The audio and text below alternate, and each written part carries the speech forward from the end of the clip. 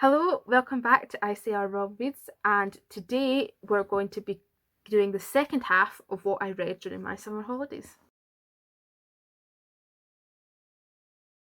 So we're on to July, and July was a strange month because I read 3 books at the same time, and they all took me the entire month to read. So I'll start with the first one, which was again one of the book club books that I read for July, and that was Rosemary's Baby by Levin. This was a bizarre book, to put it lightly. There's 2 things about it that really threw me for a loop. One, it reads really, really like an Agatha Christie book. So when I was reading it, I was kind of expecting her kind of more twists and turns that she does, and I didn't get that because of the way it was written. And second of all, I thought it was written by a woman because of the way it portrayed women and the kind of thing. But it wasn't. It was written by a man, which really surprised me actually, and it was a pleasant surprise because you don't often see women written in the same way by men you do by other women, and because of that that was a point in its favour. I think I really enjoyed the way it portrayed that kind of relationships. I think the story itself, the first half or the first part, I think it's because it's split into like parts. The first part which is like the first half of the book, was really, really good at kind of building up that kind of dread, that kind of, oh, something's not right here, but you weren't sure whether it was with the neighbours, or if it was with Rosemary herself, because obviously Rosemary finds out she's pregnant and then she starts kind of going a bit mad, is probably the best way to put it without spoiling it too much. And it's kind of that kind of, is something wrong with her or is something wrong with everything else that's going on around her? And spoilers from here on in, but I honestly thought that they were going to do it's the postpartum psychosis that causes her to lose her memory, but it's not. It's just actually a devil worshipping cult, and her baby's actually a devil, and I really don't know what happened to the end of this book, because the first half was so promising and then the second half kind of went straight off the rails into proper actual devils exist and they're poisoning her and everything, and kind of it's just mad. I honestly can't explain how insane this book is. I give it 3 stars mainly because I enjoyed it enough. I think it was good for what it was. The ending was just came out of left field, and I was like, what is going on? But I think what it does show quite nicely or realistically is the lack of independence kind of women had in the 60s, especially when they thought that she was a young independent woman. By the end of it, the doctors that she goes to for help just release her into her husband's care, even though she's asking them not to. And I think that's kind of indicative of the kind of time, and kind of was a thing by Levin to comment on that. But yeah, it is a weird one, and I haven't watched the film of this mainly because I was like, I'm staying away from this from now on. So if you recommend the film, either one, the original one or the newer one with I think Zoe Saldana in it, if you recommend that, please do let me know and I'll watch it. But I wasn't sure about this one at all. Then I read another short story collection. I don't know why I keep doing this to myself, because I know I don't enjoy them as much as I could, but I read The Rats in the Walls and Other Tales by H.P. Lovecraft. Now, one of my friends is a really, really, really big Lovecraft fan, so I decided to keep reading it to enjoy more. There were a couple of stories that I really, really enjoyed, like the Dunwich Horror, The Colour of Space, The Rats in the Walls were quite scary. Then there's other ones like At the Mountains of Madness, which I know is Lovecraft's one of his most famous stories. So I was quite disappointed when I didn't actually enjoy that one as much as like some people talk about it as. It just didn't click with me, and I just kind of felt a bit meh the whole time I was listening to it, because I listened to the horror babble version of all of these, because I read this at the same time as I was reading Rosemary's Baby. Kind of the overwhelming of horror might not have helped either of these two books when they were kind of going against each other, because I didn't have anything like more calm, because normally when I'm reading something like this, I'll have a nice little fantasy or something not horror-y, essentially, to pair alongside it, but I didn't, and I just kind of went with this. I don't really know what else to say about it. It was kind of middle of the road for me. Some stories were really good, some stories I didn't enjoy at all, and I think that's the problem with short story collections for me, is that it's really, they're short. Like, the actual stories themselves are over too quickly for me to get invested, and half of them can be really good and half of them can be really bad, and it's just kind of a mixed bag. Almost, I feel like in almost every short story collection you get, it's going to be a mixed bag, which I don't know, I don't really enjoy as much as just sitting down and reading a book on the whole and then either enjoying it or not enjoying it. You know, it's kind of like broken down into little bits, which I might think of a different way of trying to judge short stories collections, like breaking them down into the individual story and rating them and then taking an average, because that might get a kind of indication of how I like these things better, rather than just going, okay, middle of the road, 3 stars. But that's for the future, me to decide on whether I'm doing that or if I can be bothered, or I'm just too lazy not to do that. So that was The Rats in the Walls by H.P. Lovecraft. It was a very, very nice cover though, and this was the Alma Classics cover, I think, and I really like it, and I really like the other edition that I've got for the other short story collection I've got of his, and I do think that I will read a couple of more of his stories. I mean, I got the Horror Babble complete collection, and it's still got some left, so I'll definitely get round to them eventually, but for those ones right now, that's what I've done. So the last book that I read in July was a non-fiction, another Neil Gaiman book, and that was Norse Mythology. And I picked this one up at a charity shop, I think, mainly because I'd never seen the Norse Mythology book in a red cover. It was always white or black, and I really liked the red cover, so that is the whole reason why I picked it up in the first place. But I really enjoyed it. I got the audiobook through the library, narrated by Neil Gaiman, and he just did a brilliant job of kind of talking about Norse mythology, especially narrating his own work.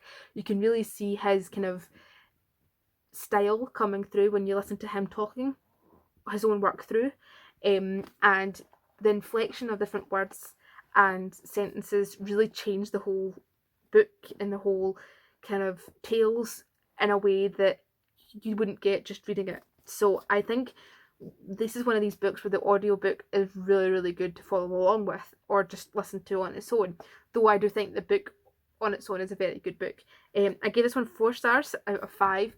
I love reading about mythology, though I did think I want to read more in depth about some of the stories, and it was mainly just kind of rehashing of tales, so much less than actual going into more detail about them. Which I really enjoyed at the time, and it was great to kind of unwind after listening to Rats in the Walls and Rosemary's Baby all the time. But I would highly recommend anybody listening to this, if they wanted to, and to pick it up if they see it in a charity shop. So now we're on to August. August, I actually picked up quite a lot of books in August. I've been buying books non-stop over the summer, just not been reading them, so I've now got like a TBR of like 40 books, which I need to eventually get down somehow, but I'll probably make a video of my TBR soon, because it is getting longer and I'm not reading as much. So August, I started off with the Stay Sexy and Don't Get Murdered book, which was written by Karen Kilgariff and Georgia Hardstark. This was kind of a spin-off book from the podcast My Favourite Murder, which is a true crime podcast narrated by these two women, and that I've been listening to since lockdown started in 2020. I started listening to it mainly because I wanted something that was a bit more chatty than an audiobook while I was sewing. So I sew a lot, so I like to listen to this while I'm sewing. It was a good thing to keep my ears busy while my hands were doing something, because I like to have two things going on at once. And I've kind of become very attached to the two and podcast. So when I got to the point in the podcast where they released a book, I picked it up and I read it and I absolutely loved it. I gave this one 4 stars. I think it's more of a memoir than it is an actual story about an actual true crime book, even though it's listed as true crime. It's essentially just their own lives and how it kind of brought them together to create this podcast, which is really, really famous now. I think it's got like loads and loads, and they've done world tours and everything about it. And it's essentially just their lives and how they got it.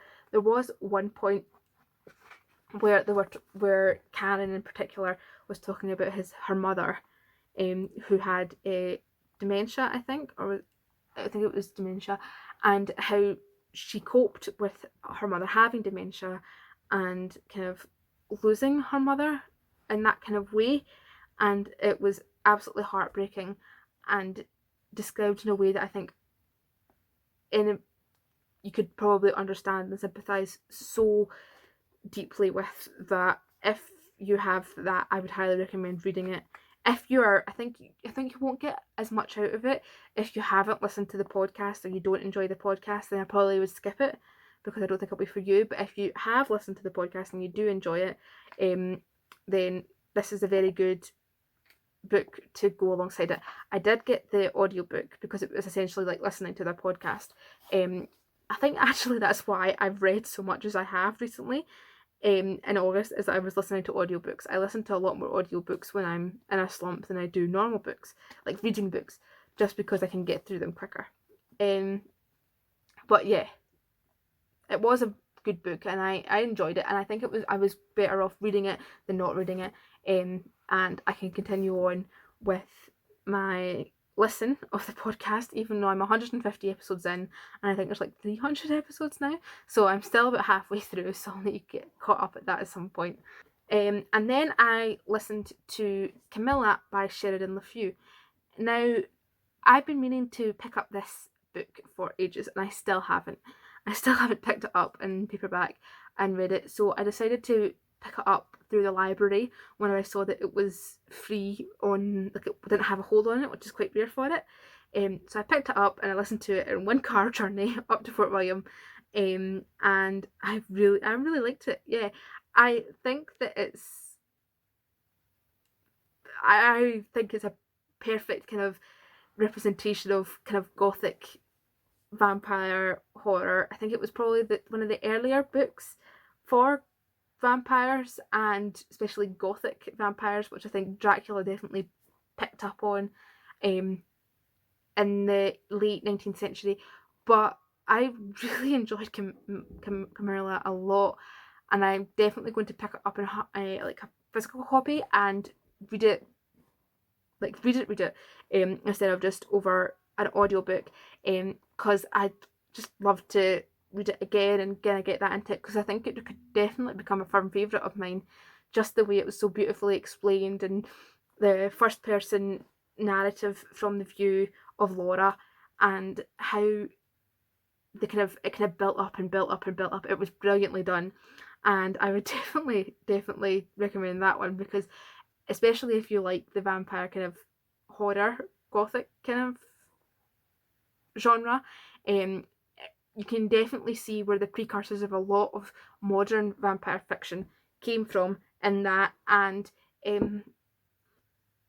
what influenced it, or what was influenced by. Especially if you like Dracula as well, you can see that things in it were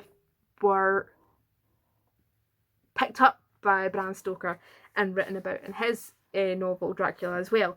And yes, I really did enjoy that one, and I gave it 4 stars at the time, but I think, like, looking back on it and how much I did think about it and how much it did affect me, I might actually give it 5 stars now as a retrospect, rather than giving it 4 stars, just because it did stick with me in a way that none of the other ones did. So that was Camilla.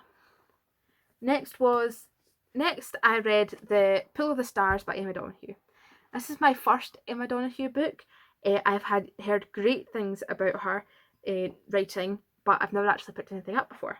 This was a story about a nurse on a maternity ward during the Spanish flu of 1918 in Dublin, and it has such a great cast of characters, all mainly women. I think there's the main character's brother, and then there's a porter who are the only men in this book, and it's all based on a single ward over a period of 3 days during the height of the Spanish flu in 1918. And it's all based on pregnant women, how it affected the pregnant women and the nurses that it worked on, and the doctor that worked on the thing. And it has such a really good anchor to history, because it kind of has a historical figure pop in throughout it as for the doctor, which prompted me to go on and research more about her and her actual life, that she spent so much time helping people, and she was phenomenal as well. Her Dr. Kathleen Lynn, that it had such, it was a really good book. Essentially, I gave this one 5 stars as well. It really did. It's only a wee short book, but it definitely makes me want to read more Emma Donoghue books. And it's just a really good, it has romance in it, which I didn't think I was going to like, because I don't particularly like romance in books almost, but I really, really enjoyed the romance in this one, because it's not what you were expecting, and it definitely does break your heart. And yes, so I would recommend this one wholeheartedly. And if you have any Emma Donoghue books that you recommend, especially bonus points if they're more period pieces, then please do let me know, because I'd love to get my hands on some more of these. And then I read another Agatha Christie, because I do love a good Agatha Christie, and that was Death in the Nile. I devoured this within like 24 hours. I was so quickly reading this one. I absolutely flew through it. It was really good. I gave this one 5 stars as well. I read this one in anticipation of that new movie coming out. Like, I've already watched all the Poirot series by David Suchet from the BBC, but I decided to give this one a read before that actual film came out, because it was due to be released in October 2021, but due to COVID it was pushed back to February 2022. So I read it before it was pushed back, and it's just such a vivid portrayal of this little steamboat, and the crime's good. Like, it's quite an easy one to guess if you're trying to guess who did it, which I quite like to do during these Agatha Christie books. It's probably the only crime books that I actually do try and guess it is Agatha Christie ones, because the clues are there in all sense.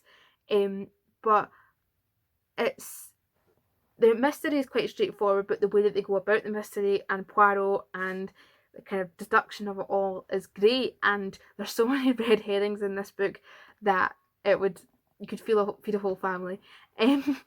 But I did really enjoy this book, and I cannot wait for the film, even though I know it doesn't look great because they've removed some of the characters that I thought were rather important to the story. So we'll see what they do with that. But in the meantime, I would also really recommend going to watch the BBC version of Death in the Nile featuring David Suchet, who is an absolutely excellent Poirot. No one could come close to how good a character he portrays as Poirot. And then the last book for August I read was The Turn of the Screw by Henry James. Now, I read A Portrait of a Lady a couple of months back, and I was really hoping that I just didn't click with the story, that I didn't enjoy it because I wasn't a fan of that particular plot. However, after reading The Turn of the Screw, I think I just don't like Henry James's writing. I just don't enjoy it. It's like, I understand that the story was good. The story, you could understand why it's so famous, and the story itself was alright, but I just don't like the way Henry James writes. Unfortunately, he's just going to be an author that I don't click with. I gave it 2 stars because I didn't hate it as much as I hated The Portrait of a Lady, because the story was, you could see a story coming through well there, but in terms of the book itself, I just didn't enjoy it, and nothing really I could do about that there. So, yep, 2 stars. And then September, I only read a single book in that entire month. So the entire book I read was The 100-Year-Old Man Who Climbed Out the Window and Disappeared by Jonas Johansson. I think that's his name. Jonasson, that's it. And this is essentially a story that was translated from Swedish by Rod Bradbury, about an old man who's about to turn 100, has a 100th birthday party, and instead of going to his 100th birthday party, he jumps out the window and he has a bunch of adventures, and kind of interspersed throughout the book is his life story as well, and it's just so chaotic. It's absolutely off the wall, batshit crazy, and it's so unbelievable, and that's what makes it so good. It's one of these absolutely ridiculous stories that you just love to read about the chaoticness of it all and how much it is. I did definitely read it in bursts. I think I read it in like 3 bursts, and then I just put it down and kind of didn't read it any point from there. And the cast of characters is just so diverse and amazingly insane that if you haven't read it, I would definitely pick it up and have a go of it. I do like reading books in translation, and because they give a different perspective that you might not have gotten from just English language books, and this one is definitely chaotic enough that I really, really enjoyed it, and would highly recommend to anybody who's looking just for it's not short, but like a adventurous read that they can get through really quite quickly. It took me a month to read it, but that was only because I didn't pick it up. But when I did read it, it went through really, really quickly. So that's the end of my 2-part what I read in my summer holidays.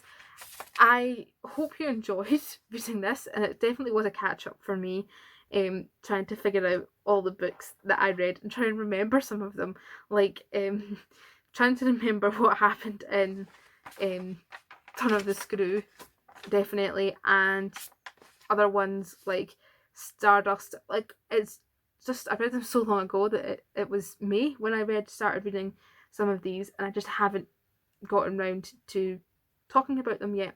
So I do really hope you enjoy, and that you will join me next week when I'm going to embark on a quest of sorts, or a challenge is probably better worded, to what I'll talk about more next week. But until then, have a good day. Bye bye.